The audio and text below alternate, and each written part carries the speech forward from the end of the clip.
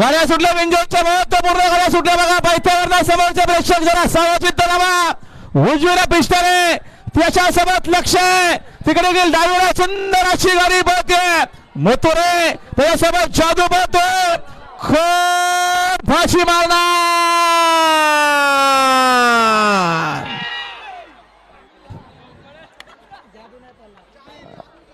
आणि आता आलेल्या शर्यतीमध्ये